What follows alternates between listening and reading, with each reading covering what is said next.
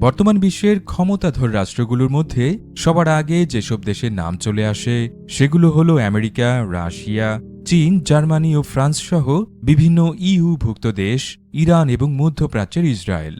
জাতিসংঘের মতো বিভিন্ন আন্তর্জাতিক প্রতিষ্ঠানের গৃহীত সিদ্ধান্ত এবং পৃথিবীর আর্থ সামাজিক স্থিতিশীলতা এসব মোড়লদের ইচ্ছার উপরে প্রায় পুরোপুরি নির্ভরশীল। আমরা আমাদের প্রাত্যহিক জীবনে যেসব সেবা ও পণ্য ব্যবহার করে থাকি তার প্রায় অধিকাংশই কোনো না কোনোভাবে আমেরিকা কিংবা চীন ইত্যাদি দেশের মালিকানাধীন। ফলত আমাদের মেধা, শ্রম ও অধ্যবসায় শেষ পর্যন্ত এসব দেশের কাছে বিক্রি হয়ে যায়। বিনিময়ে আমরা সাময়িক সচ্ছলতা অর্জন করলেও দিন শেষে নিয়ন্ত্রণ তাদের হাতেই তুলে দেই। এভাবে ভেবে দেখলে আপনি শেষ পর্যন্ত নিজেকে এক অদৃশ্য অর্থনৈতিক জালে বন্দী অবস্থায় আবিষ্কার করতে পারেন। এটি এমন একটি জাল যেখান থেকে মুক্তি পাওয়া প্রায় অসম্ভব। বর্তমান বিশ্বের যে সকল জায়ান্ট রাষ্ট্র সারা পৃথিবীকে ভাগ বাঁচোয়ারা করে কবজা করে নিয়েছে, মধ্যযুগে তাদের অবস্থা কি একই রকম ছিল? উত্তর হল না। আমরা ইউরোপের মধ্যযুগীয় বর্বরতা সম্পর্কে অবগত। দীনবন্ধু মিত্রের নীল দর্পণ নাটকে এমন কিছু চিত্র ফুটে উঠেছে, যেখানে ভারতীয় বর্গা চাষিদের দিয়ে জোরপূর্বক নীল চাষ করিয়ে নেয় ব্রিটিশ ইস্ট ইন্ডিয়া কোম্পানি। একইভাবে ইউরোপীয়রা আমেরিকায় কৃষ্ণাঙ্গদের দিয়ে পশুর মতো পরিশ্রম করিয়ে তুলার চাষ করাত।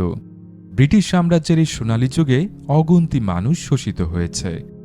পৃথিবীর বিভিন্ন প্রান্তের মানুষের মেধা ও শ্রমের দ্বারা মাথা উঁচু করে দাঁড়িয়েছে ইউরোপ, আর মানুষগুলো হয়েছে অবহেলিত। মধ্যযুগের এই শিল্প বিপ্লব পৃথিবীর চেহারা পাল্টে দিয়েছে। অথচ বর্তমান সময়ে এক বাক্যে কে বিশ্বাস করবে এ সকল আধুনিক যুগের মাতুব্বরেরা একসময় মুসলিম শাসনের কাছে এসে হাঁটু গেড়ে বসে পড়ত একটু বন্ধুত্ব পাওয়ার আশায়। মুসলিম শাসকদের মধ্যে যারা সবচেয়ে বেশি ক্ষমতা অর্জন করেছে তাদের মধ্যে সবার আগে অটোম্যানদের নাম চলে আসে। বর্তমানে আমরা সবাই জানি একসময় ব্রিটিশদের সূর্য অস্তমিত হতো না। অথচ আমরা কি জানি ব্রিটিশদের আগে অটোম্যানদের দাপট ছিল আরও বেশি তীব্র। অটোম্যান সুলতান সুলেমানের শাসনামলে পৃথিবীর কোনো শাসকই সুলতানের বিরুদ্ধে একটি কথা বলার সাহস রাখত না। সুলেমান পুরো মধ্যপ্রাচ্য, ইউরোপ ও আফ্রিকার বেশ কিছু অংশে ইসলামী শাসন ব্যবস্থা প্রণয়ন করতে সমর্থ হয়েছিলেন। সে সময় ইউরোপের প্রায় সব দেশ সুলতানকে রাজস্ব প্রদানে বাধ্য থাকত। যারাই কর প্রদানে গড়িমসি করেছে তারাই নিজ রাজ্যের স্বাধীনতা হারিয়েছে। অটোম্যানদের কেন্দ্রীয় সুষ্ঠু রাজনীতি ও নিয়ন্ত্রিত সেনাবাহিনীর কাছে পুরো পৃথিবী ছিল অসহায়। দর্শক, আধুনিক যুগে বসে মধ্যযুগে একটু দৃষ্টিপাত করাই যায়। শুরুতেই অটোম্যান সুলতান দ্বিতীয় মেহমেদের কথা স্মরণ করা যাক, যিনি মধ্যযুগের ইতি টেনেছেন বলে অনেক বুদ্ধিজীবী মনে করেন। সুলতান দ্বিতীয় মেহমেদের বয়স যখন মাত্র ১৩ বছর, তখন তার বাবা মুরাদ সুলতানের সিংহাসন থেকে অবসর নেন। অপ্রাপ্তবয়স্ক মেহমেদ সিংহাসনে বসে উজিরদের একটি বড় সড় যুদ্ধের জন্য প্রস্তুত হতে বলেন। সুলতান মেহমেদ জানান কনস্টান্টিনোপল দখল করার কোনো বিকল্প তিনি দেখেন না। সুলতানের কথা শুনে উজির এবং সেনাপতিরা হকচকিয়ে যান। সেনাপতি হালিল পাশা সদ্য অবসরপ্রাপ্ত সুলতান মুরাদকে ছেলের আক্রমণাত্মক সিদ্ধান্তের ব্যাপারে অবগত করেন। ছেলের এমন সিদ্ধান্তে মুরাদ চিন্তিত হয়ে পড়েন এবং পদত্যাগের সিদ্ধান্ত থেকে সরে আসেন। আক্রমণাত্মক মনোভাবের জন্য মেহমেদ কিশোর বয়সে সিংহাসনে আসীন হতে পারেননি। তাকে বাবার মৃত্যু পর্যন্ত ক্ষমতার জন্য অপেক্ষা করতে হয়। অন্যদিকে প্রায় ১৫০০ বছর ধরে এশিয়া ও ইউরোপের প্রবেশ মুখে অবস্থিত কনস্টান্টিনোপল শহরে রাজত্ব করে আসছে রোমানরা। রোমান সম্রাট কনস্টান্টাইনের হাত ধরে এই নগর গড়ে ওঠে এবং ৩৩০ সাল থেকে তার নামানুসারে এই শহরের নামকরণ করা হয় কনস্টান্টিনোপল। সে সময়ের পর থেকে ২৩টি সেনাবাহিনীর আক্রমণ ঠেকিয়েছে রোমানরা। দাঁত কামড়ে পড়ে থাকা রোমানদের সেখান থেকে কেউই উচ্ছেদ করতে পারেনি। ক্রুসেডারদের হামলায় তাদের বেশ ক্ষতি হলেও রোমানদের ভিত্তি নাড়িয়ে দিতে ব্যর্থ হয় পশ্চিমারা। অবশেষে ১৪৫১ সালে সুলতান মুরাদের মৃত্যু হয়। এ সময় মেহমেদের বয়স ছিল ১৯ বছর। উত্তরাধিকার সূত্রে সিংহাসনে বসতে মেহমেদের আর কোনো বাধা থাকে না। মেহমেদ সিংহাসনে বসেই পূর্বের মতো কনস্টান্টিনোপল জয় করার বিষয়ে বদ্ধপরিকর হন। কনস্টান্টিনোপল শহর সে সময় ৫ স্তরের নিরাপত্তা বেষ্টিত দেয়াল দ্বারা সুরক্ষিত ছিল।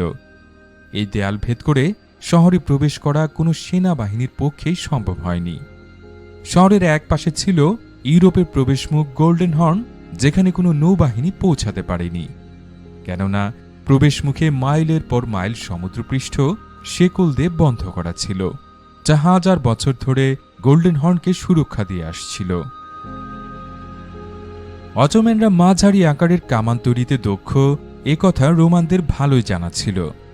এজন্য কনস্টান্টিনোপলের স্থলভাগের অংশে কামানের গোলা ফিরিয়ে দেওয়ার মতো পুরো দেয়াল তৈরি করে তারা প্রস্তুত হয়েছিল।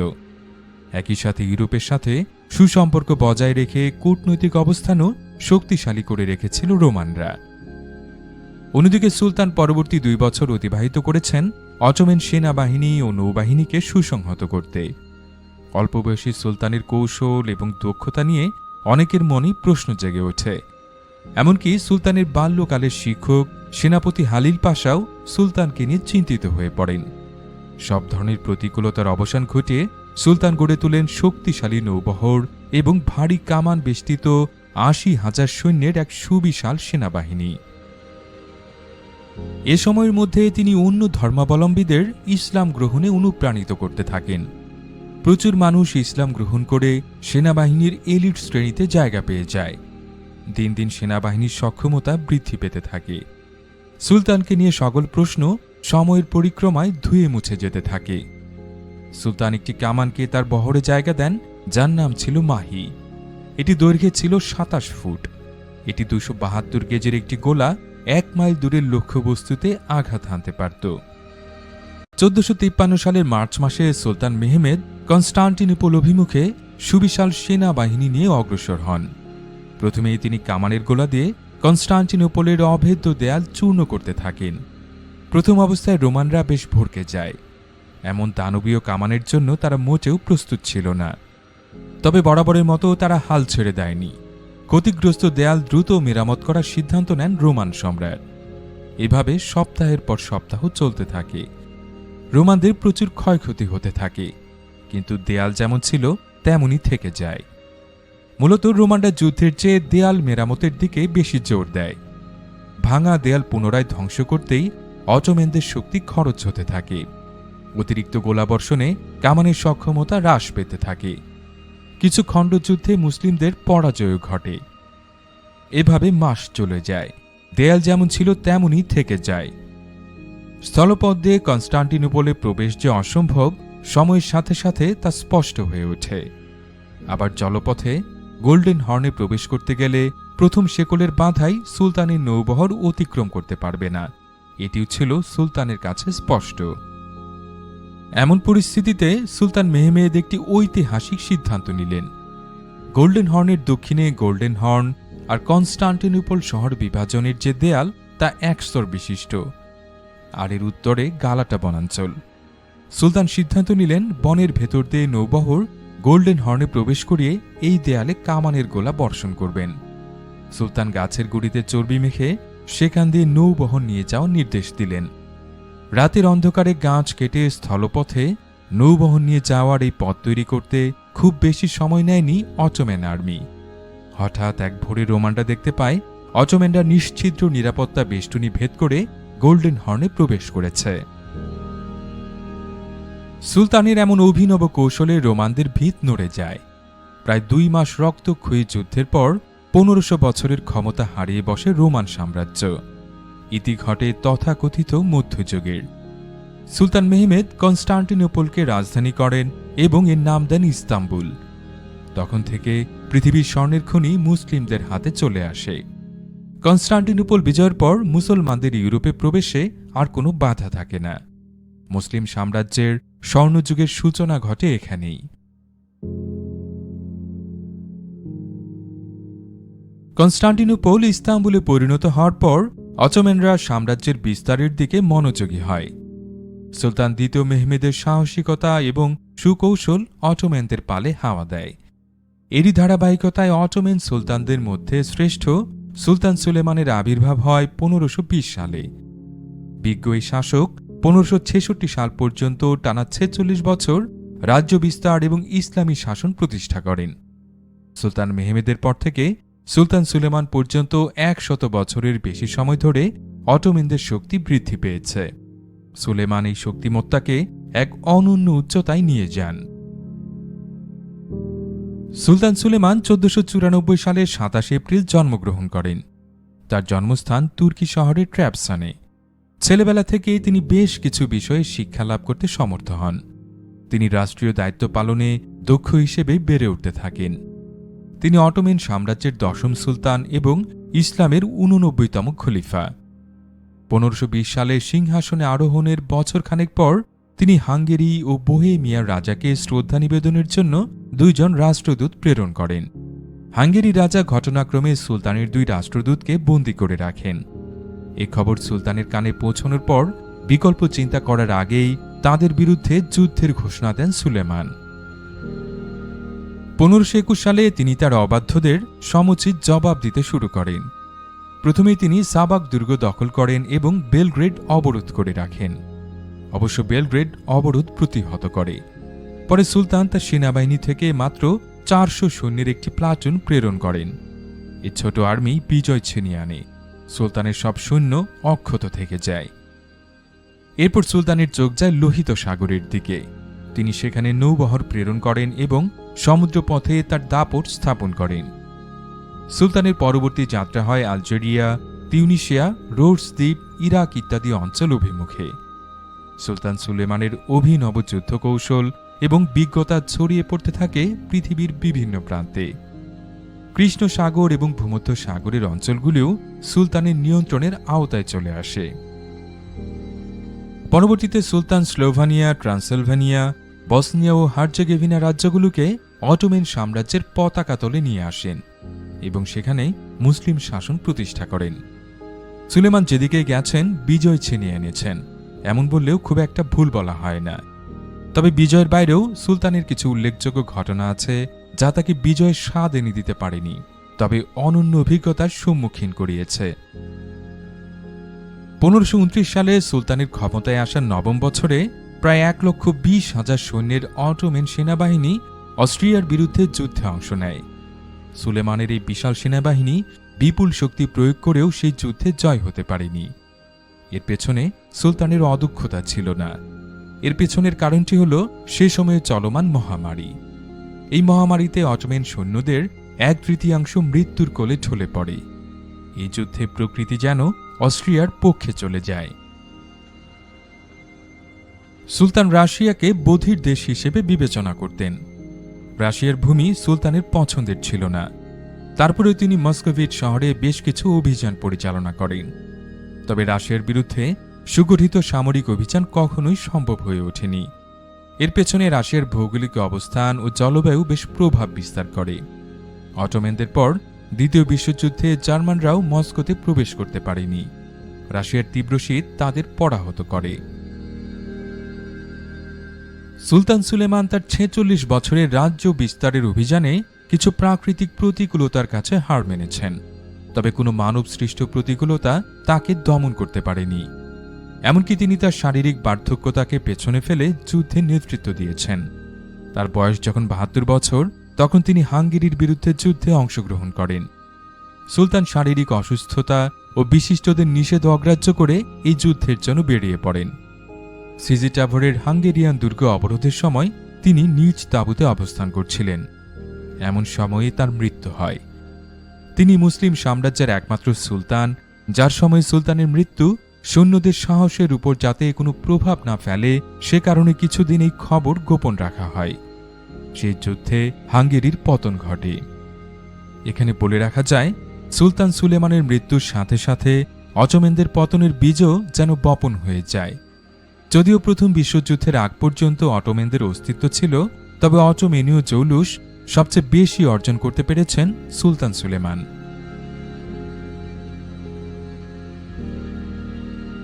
অটোমেন শাসনকে অনেকে ওসমানীয় শাসনও বলে থাকেন। ওসমান গাজীর নামানুসারে এই নামে অটোমেনরা পরিচিত, কেননা এই রাজবংশের প্রতিষ্ঠাতা তিনি। তুর্কি বংশোদ্ভূত এই ব্যক্তি সেলজুক শাসনামলে উত্তর পশ্চিম আনাতোলিয়ার দায়িত্ব লাভ করেন। প্রথম অবস্থায় তিনি সেলজুক শাসকদের প্রতি অনুগত ছিলেন। ১২৯৯ সালে তিনি সেলজুকদের বার্ষিক কর প্রদানে অস্বীকৃতি জানান। পরে উত্তর পশ্চিম আনাতোলিয়াকে স্বাধীন হিসেবে ঘোষণা দেন। এভাবে ওসমান গাজীর হাত ধরে অটোমেন সাম্রাজ্যের জন্ম ও বিস্তার হতে থাকে, যা পরবর্তী 6 শতকেরও বেশি সময় ধরে পৃথিবীর বুকে নিজের অবস্থান জানান দেয়। প্রথমে নতুন এই সাম্রাজ্যের রাজধানী করা হয় ইয়েনি শেহিরকে। তবে বড় কোনো রাজ্য জয় করার মতো শক্তিমত্তা তখনও অর্জন করতে পারেনি ওসমানী সেনাবাহিনী।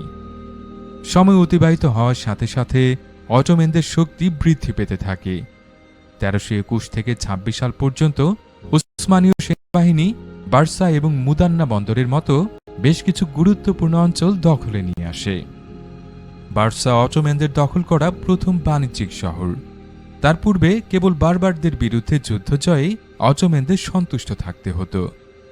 তাই এই জয়কে অটোমেনদের জন্য অতি গুরুত্বপূর্ণ হিসেবে দেখা হয়, কেননা পৃথিবীর মানচিত্রে ভূরাজনৈতিক এবং অর্থনৈতিক অবস্থান জানান দিয়ে এ সময়ে অটোমেনদের আসল যাত্রা শুরু হয়। এর ধারাবাহিকতায় অটোমেন সুলতান দ্বিতীয় মেহমেদ এশিয়া ইউরোপের প্রবেশদ্বার কনস্টান্টিনোপল জয় করে অটোমেনদের শক্তিকে সারা বিশ্বের কাছে প্রমাণ করেন। সুলতান সুলেমান পরবর্তীতে ইউরোপের 1/3, আফ্রিকার বেশ কিছু অংশ, সম্পূর্ণ মধ্যপ্রাচ্য এবং এশিয়ার বেশ কিছু অংশ অটোমেনদের দখলে নিয়ে আসেন। যেসব দেশ অটোমেনদের দখলে ছিল না, তারা সুলতানের বিরুদ্ধে কোনো উচ্চবাচ্য করার দুঃসাহস দেখাত না। উপরন্তু ইউরোপ এশিয়ার বর্তমানে সব মোড়ল সুলতানকে কর দিত। মজার বিষয় হল, মধ্যযুগের সবচেয়ে আগ্রাসী শক্তির সূচনা হয়েছিল মাত্র 400 জন সৈন্যের একটি বহরের মাধ্যমে।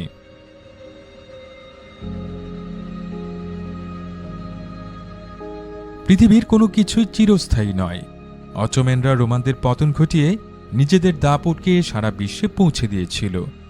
এই অটোমেনদের পতন হবে সেটা সে সময় কল্পনা করাও দুঃসাধ্য ছিল। পূর্বে একবার বলা হয়েছে, অটোমেনদের পতনের বীজ তখনই বপন হয়েছিল যখন অটোমেন সূর্য সুলতান সুলেমানের হাত ধরে সবচেয়ে বেশি আলো ছড়াচ্ছে। সুলেমানের অসংখ্য মানবিক গুণাবলী ও শাসনের সুদক্ষতার বাইরেও তার কিছু দিক ছিল যা নিয়ে তিনি আজও সমালোচিত। তিনি রাজকার্য প্রাতিষ্ঠানিক কর্মকর্তা নিয়োগের ক্ষেত্রে সবসময় মেধার পরিশ্রমকে প্রাধান্য দিয়েছেন।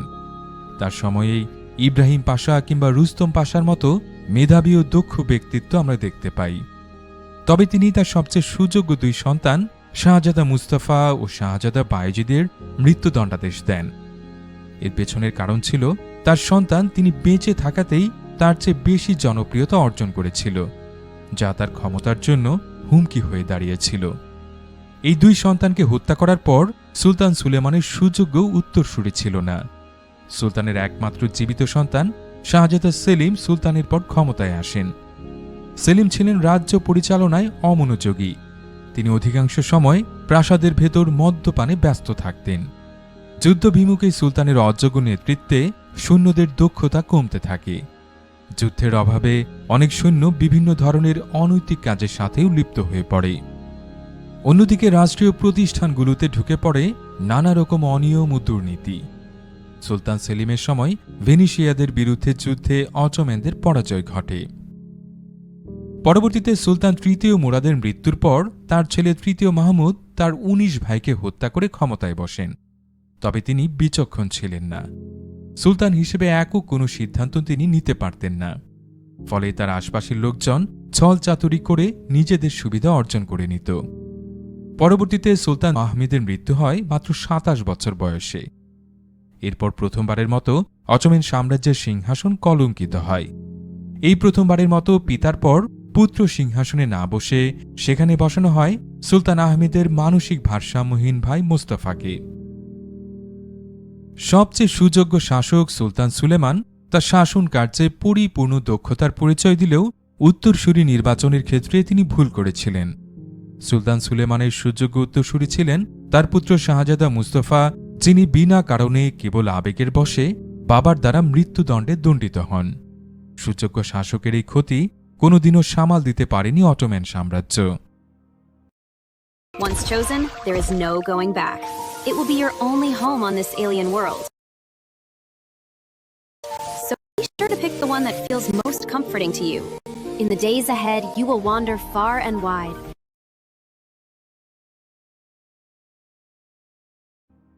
মূলত সুযোগ্য শাসকের অভাবে অটোমেনরা তাদের জৌলুস হারিয়ে ফেলে। একসময়ের সবচেয়ে সুগঠিত সেনাবাহিনী বিশৃঙ্খল হয়ে পড়ে। অটোমেন সেনাবাহিনীর দুর্বলতা ধীরে ধীরে পৃথিবীর কাছে স্পষ্ট হয়ে ওঠে। স্বাভাবিকভাবেই অন্যান্য দেশ যারা অটোমেনদের কর প্রদান করত তারা কর প্রদানে অস্বীকৃতি জানায়। শুধু তাই নয়, অটোমেনরা বাণিজ্যিক সুবিধা থেকেও বঞ্চিত হতে থাকে।